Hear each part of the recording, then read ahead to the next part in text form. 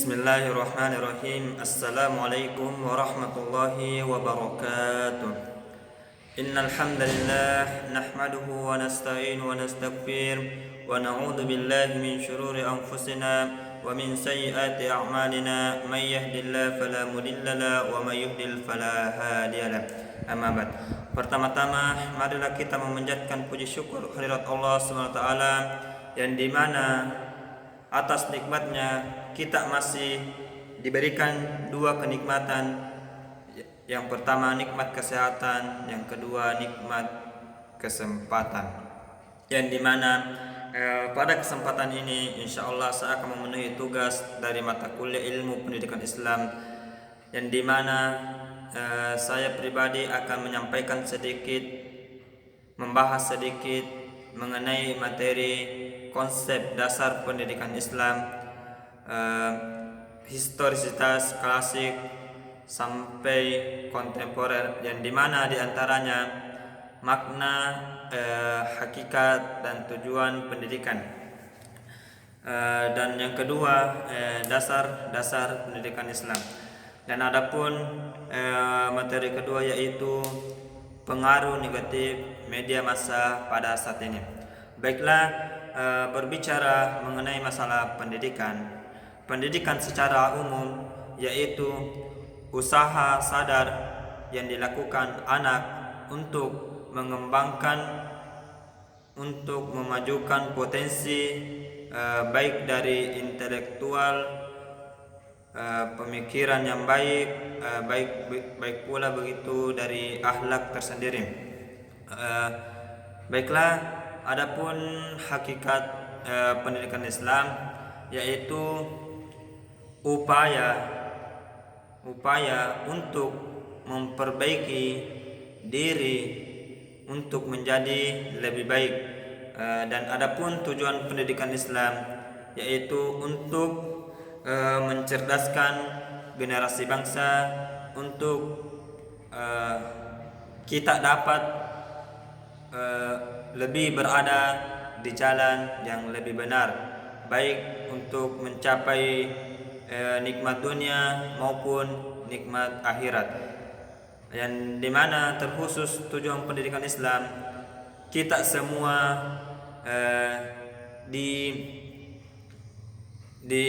yang dimana kita semua dianjurkan untuk menggapai suksesnya pendidikan akhirat, yang dimana kita selalu dituntut menuntut pendidikan dari kecil hingga kita wafat nantinya. Sebagaimana dalam hadis, utlubul ilmu minal mahdi ilal lahdi, tuntutlah ilmu dari buayan hingga ke liang lahat, yang dimana penjelasannya sejak kita berada di dalam kandungan, di situ kita sudah terdidik melalui dari orang tua, yang dimana setelah kita lahir kita akan melanjutkan pendidikan dengan pergerakan kita sendiri. Baiklah, adapun dasar-dasar pendidikan Islam ada 3. Yang pertama, kita dapat berdasar dengan Al-Quran. Yang kedua, kita dapat pula mengambil dasar dari hadis. Yang ketiga, kita dapat mengambil dasar dari ijtihad, yang dimana di dalam Al-Quran kita mengambil pembelajaran di dalam kandungan Al-Quran, dikarenakan di dalam Al-Quran sudah membahas semua, baik dari kehidupan, kematian, rezeki, musibah, hari kiamat dan lain-lain. Jadi tuntunan kita setiap bertindak untuk menggapai ridho Allah, sebaiknya kita lebih utama mengambil dasar atau landasan dari Al-Quran, supaya dengan landasan ini kita tidak mengambil jalan yang tidak lurus. Dengan Al-Quran pula kita dapat mengambil jalan yang lebih mudah, lebih diridhoi untuk menggapai ridho Allah Subhanahu wa taala. Dan adapun dasar kedua yaitu dari hadis, yang dimana hadis ini sesuatu yang baru, yang dimana hadis ini sesuatu apa-apa yang telah disampaikan Rasulullah, baik dari pekerjaan fi'liyah, takririyah, yang bagaimana kita dapat mengambil pembelajaran, mempelajari dari sunnah tersendiri untuk berada di jalan yang benar. Adapun contoh dari hadis tersendiri yaitu dari contoh pekerjaan Rasul, sallu kama ra'aitumuni usolli, salatlah sebagaimana aku salat, yang dimana kita dianjurkan salat sebagaimana salatnya Rasulullah, baik dari takbirnya, bacaan al-fatihahnya, rukuknya, sujudnya, sampai salamnya, yang dimana kita harus berpatokan dengan dari Rasulullah, dari hadis tersendiri, yang dimana ketika kita tidak berpatokan maka kita bisa melakukan ibadah yang dimana ibadah biasa disebut dengan bid'ah, yang dimana bid'ah ini sesat, dan dengan kesesatan ini kita dapat terjerumus ke neraka jahanam. Adapun hadis ini digunakan ketika di dalam Al-Quran ada beberapa penjelasan, namun masih penjelasan secara umum, yang dimana akan dijelaskan lebih detailnya melalui hadis untuk lebih meyakinkan kita untuk melaksanakan segala sesuatu. Adapun dasar atau landasan yang ketiga yaitu ijtihad, yang dimana ijtihad ini dilakukan ketika kita mengalami suatu perkara, yang dimana perkara ini mungkin tidak dibahas secara langsung, tidak disebut secara langsung, baik dari Al-Quran maupun dari hadis, yang dimana ijtihad ini dapat diartikan dengan bersungguh-sungguh, yang dimana kita bersungguh-sungguh untuk mencari kebenaran dalam suatu hal perkara.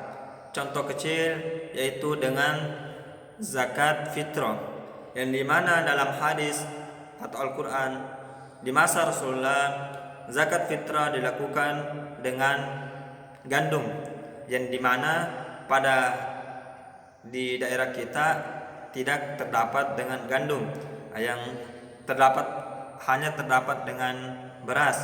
Disinilah para ijtihad mengambil suatu keputusan, yang dimana gandum dapat digantikan dengan beras untuk melaksanakan zakat fitrah, baik dari berupa uang sesuai dengan harga beras yang sudah ditentukan berapa liternya. Baiklah, itulah penjelasan sedikit dengan dasar pendidikan Islam. Rasulullah pernah menyampaikan, taraktu fikum amroini lan tadillu an tamassaktum bihima kitabullah wa sunnati Rasulullah SAW. Rasulullah pernah menyampaikan, berpegang teguhlah kepada dua perkara, yaitu Al-Quran dan Al-Hadis, yang dimana ketika kita berpegang kepada dasar atau landasan ini, insyaallah kita tidak akan sesat, kita akan berada di jalan yang benar. Baiklah, adapun dampak negatif media massa pada saat ini, yaitu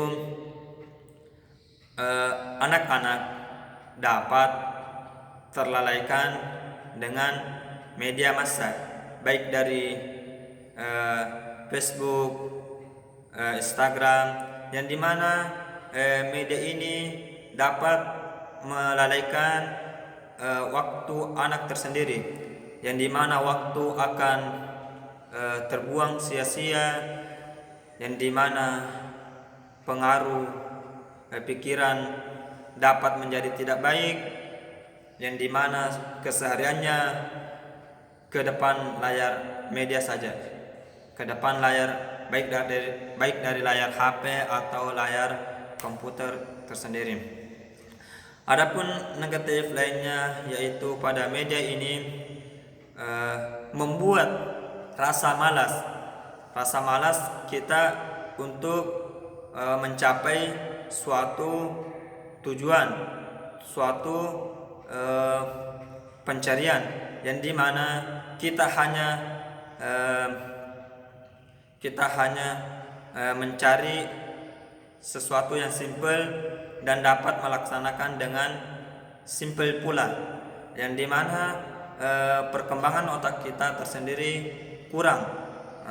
Dari kita dapat melihat pendidikan melalui internet dengan tidak melakukan internet mungkin ada sedikit perbedaan, yang dimana orang-orang terdahulu dapat sukses, dapat rajin, gemar membaca buku, yang dimana pada masa kita sekarang minat baca buku kita itu bisa dikata kurang, yang dimana kita hanya berlandasan dan berpegang dan mengharapkan kepada media tersendiri. Baiklah, itulah sedikit penyampaian dari saya pribadi. Bila ada kata yang salah atau penyampaian materi yang salah, saya memohon maaf sebesar-besarnya, karena saya hanyalah manusia biasa yang tak luput dari kesalahan. Akhirul kalam, wassalamualaikum warahmatullahi wabarakatuh.